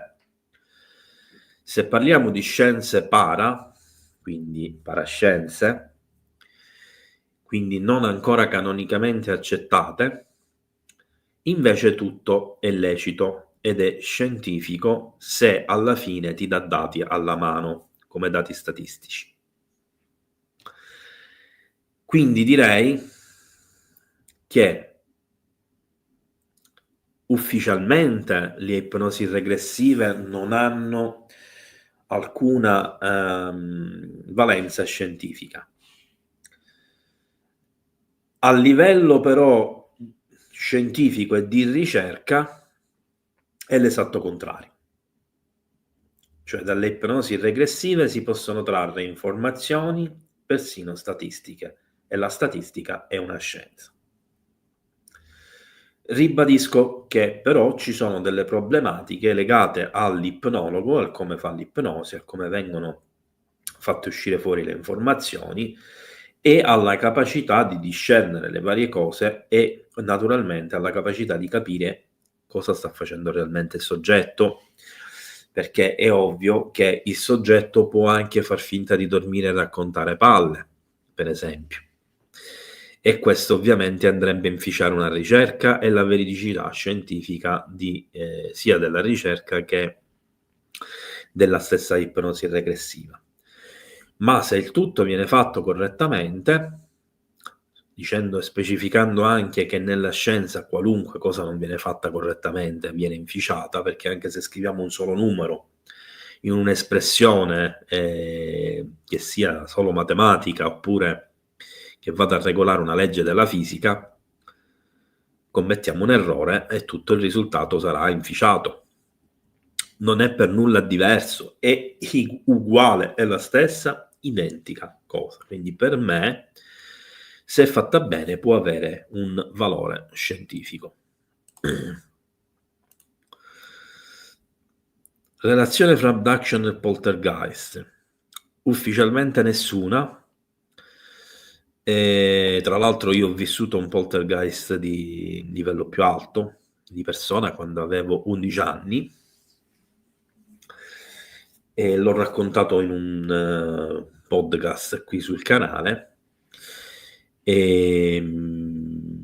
C'è una connessione sicuramente tra i fenomeni paranormali in generale e i fenomeni di abduction, perché le persone che vengono addotte acquisiscono una sensibilità tale che gli permette di avere accesso anche a fenomeni paranormali, e le persone che spesso hanno delle capacità che gli permettono di avere a che fare con fenomeni paranormali non accessibili alla media, spesso diventano soggetto di abduction. Ma tra il poltergeist in particolar modo e le abduction non c'è nessuna connessione sensata e diretta, a meno che non abbiamo a che fare con qualche specie magari interdimensionale che possa avere la capacità di spostare gli oggetti senza però come posso dire, interagire direttamente con gli esseri umani.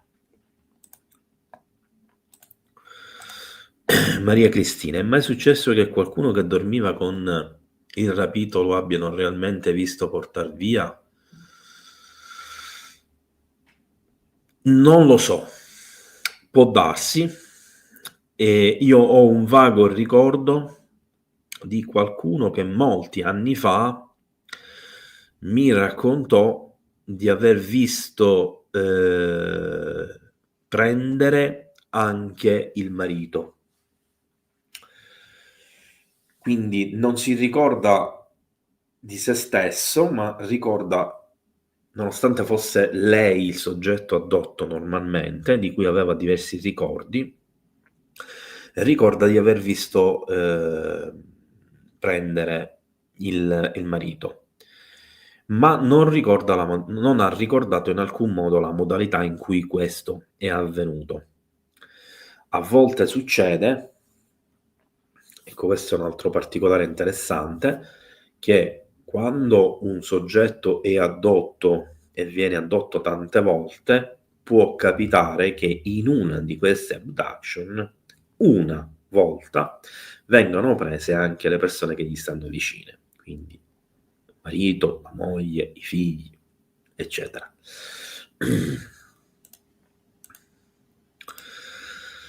La maggior parte degli addotti vengono prelevati nel sonno affinché nell'eventualità di un ricordo che riaffiora si possa pensare che è stato solo un brutto sogno. Allora, Franco, questa è un'affermazione ipotetica interessante, plausibile, però non credo che sia il motivo principale, almeno, per cui questo viene fatto. Viene fatto nel sonno perché le nostre difese sono totalmente abbassate. Viene fatto nel sonno, soprattutto in determinate fasce orarie, famosa ora delle streghe, le 3:33, la fascia oraria del diavolo, che è lo stesso alla fine come orario, cioè dalle 3 alle 4, alle 5, è la fascia oraria in cui avvengono di più sia questa tipologia di fenomeno, cioè l'abduction, che anche quelle legate ai fenomeni paranormali individuali alla persona. Questo perché, presumendo che ci si corica più o meno in determinate fasce orarie e che si raggiunge normalmente, perché comunque non è uguale per tutti, la fase REM del sonno, che è quella in cui si sogna e in cui si è più rilassati, in cui si è più vulnerabili, ogni 2-3 ore. E quindi va più o meno a collimare in quella fascia. Poi ci sono anche motivazioni esoteriche, eccetera, che non mi interessa però esplicare in questo momento. Quindi il fatto che possa essere fatto per sembrare poi un brutto sogno è plausibile, ma di fatto la motivazione principale è che siamo più vulnerabili, più facili da prendere e prelevare e naturalmente anche da predare. E infatti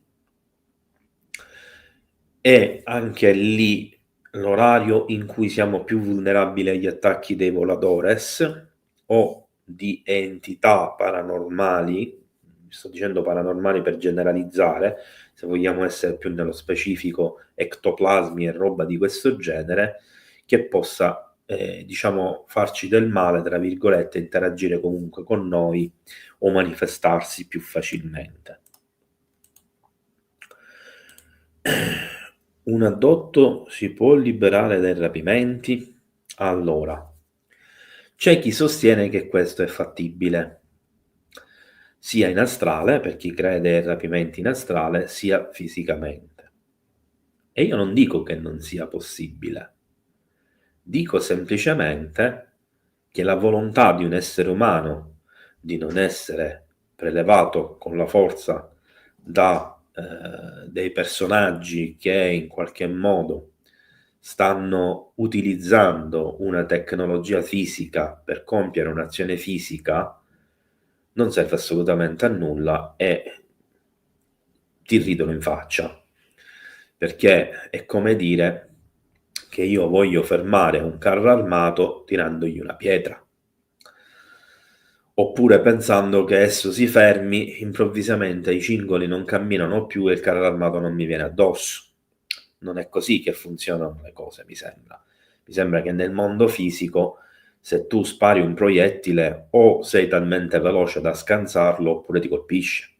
Non è che lo puoi afferrare in aria e lo fermi. Quindi queste storie sono costruite ad arte,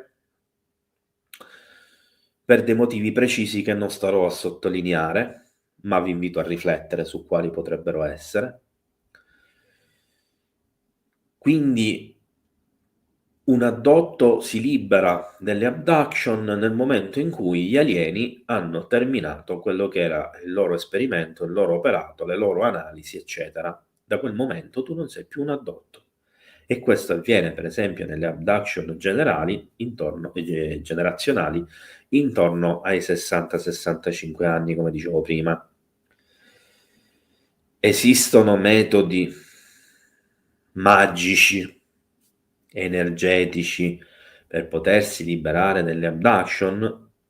Secondo alcuni ricercatori, sulla carta sì. Per me no, per gli stessi motivi che vi ho detto prima.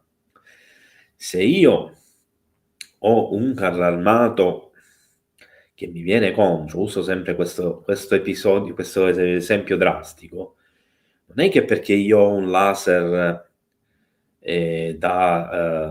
non lo so, attualmente in dotazione presso le forze armate statunitensi, che è una tecnologia molto più avanzata di quella del carro armato. Ma se la uso per sparargli contro il carro armato, non è che io lo fermo, il carro armato mi viene addosso e mi schiaccia. E io gli ho fatto il solletico, anche se ha usato una tecnologia molto più avanzata.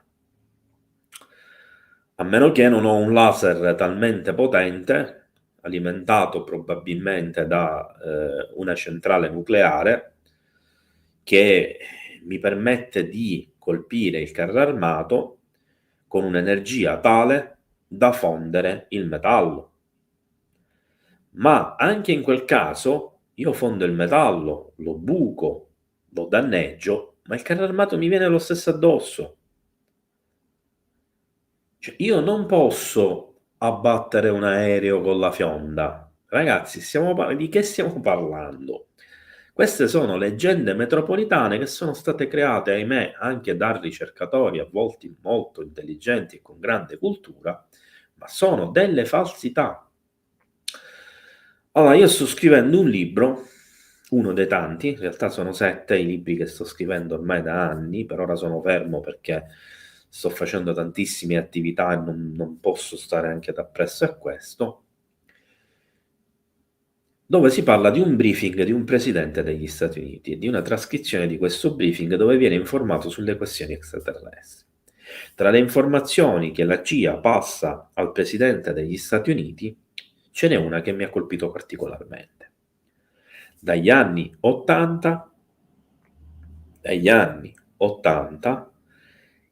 il governo americano finanzia un esperimento di retroingegneria che ha lo scopo di creare dei caschi per piloti di caccia che abbiano un congegno che impedisce l'abduction. Cioè significa sviluppare una tecnologia tale, idonea e mirata a quell'aspetto che va a impedire a quell'energia che serve per creare l'abduction, cioè per prelevare il soggetto, e la blocca. E non c'è ancora questa tecnologia. Quindi sembra di parlare di barzellette.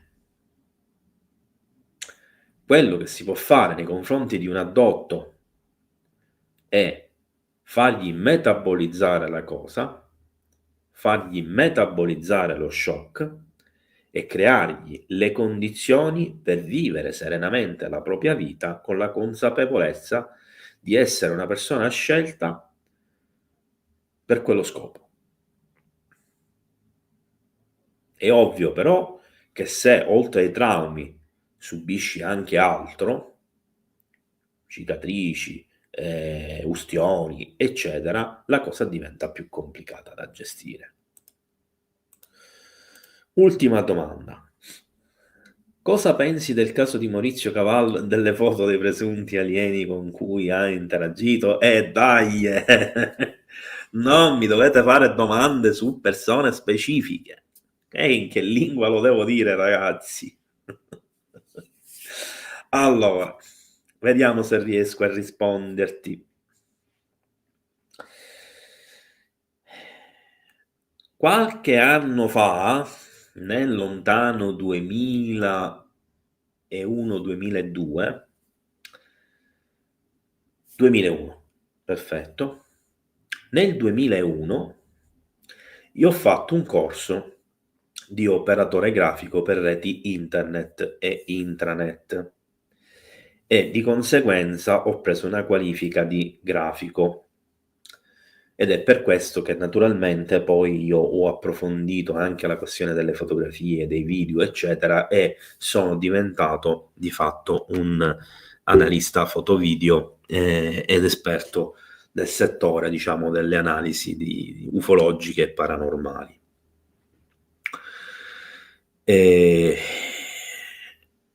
Mi sono passate tra le mani tutta una serie di fotografie di presunti extraterrestri, di diversi casi, alcuni dei quali riguardavano per esempio la famosa aliena di Billy Mayer, Semias, che in realtà dalle analisi che io feci all'epoca e che poi furono fatte da tanti altri ricercatori e vennero pubblicate da uno straniero, adesso non mi ricordo se era un tedesco, dimostrarono che le due modelle, perché erano modelle, erano le soubrette del Dean Martin Show che andava in onda negli anni '80 ed erano quindi quelle fotografie dei frame estrapolati dai video della trasmissione televisiva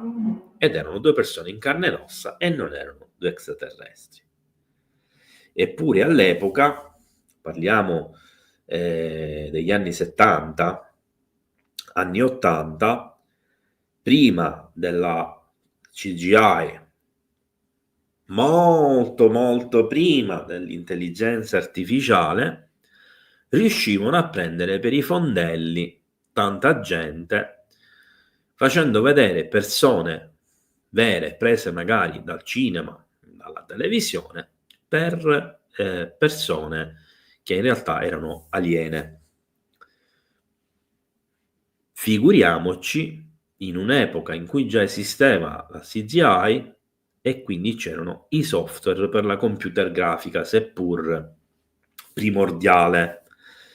Chiudo con questa discussione dicendo che già nel 2001, quando io ho fatto il corso di operatore grafico, eravamo al Photoshop 6.0, se non ricordo male, o era il 3.0, no, il 3.0, scusate. Questo significa che c'erano già state almeno 3, ma erano di più perché poi c'erano la 1.1 all'epoca, la 1.3, la 1.6 con l'aggiornamento, quindi ci sono state diverse versioni, ma 3 ufficiali nei 10 anni precedenti, considerando poi che c'erano appunto le varie versioni di ogni versione. 15-20 anni prima, cioè negli anni 80, c'erano i primi software di grafica, ovviamente, che lavoravano con una grafica che non è che quella degli anni 2000. Stiamo parlando di cose che oggi fanno ridere i polli. Ricordatevi che negli anni 80 c'erano dei videogiochi che erano, per esempio, delle cose graficamente ridicole per oggi, per i livelli di grafica di oggi, che è cinematografica. Ma creare fotomontaggi sulle foto era abbastanza semplice. Quindi, come si può giudicare un caso che è basato su due cose, le foto e la testimonianza, se le prime risultano clamorosi falsi, automaticamente anche la testimonianza e tutte le eventuali altre prove vengono inficiate, esattamente come avviene per il caso di Billy Meyer, esattamente come avviene per il caso di Georgi Adamski e di altri famosi contattisti. Ecco perché quando io dico che non credo nel contattismo, eccovi servito il principale motivo. Non conosco Maurizio Cavallo, quindi non intendo parlare dell'argomento specifico e credo di essere stato abbastanza chiaro con la mia risposta. Allora, ragazzi, sono le 8 passate, ho sforato un poco rispetto al periodo stabilito di chiusura della live. Vi ringrazio di essere stati qui con me ancora una volta. Spero in futuro di organizzare nuovamente un'altra live di domande e risposte. Vi ricordo che potete scrivere le domande sotto al video, vi risponderò il prima possibile. Un grazie a Bruno, a Franco, che non doveva esserci ma poi l'ho visto almeno un attimo, a Stefano, a Stefania, a Agata non so se c'è, ma comunque grazie pure a lei, grazie a tutti voi che avete partecipato e a tutti coloro che vedranno la live in differita. Buona serata, buona cena, ciao a tutti.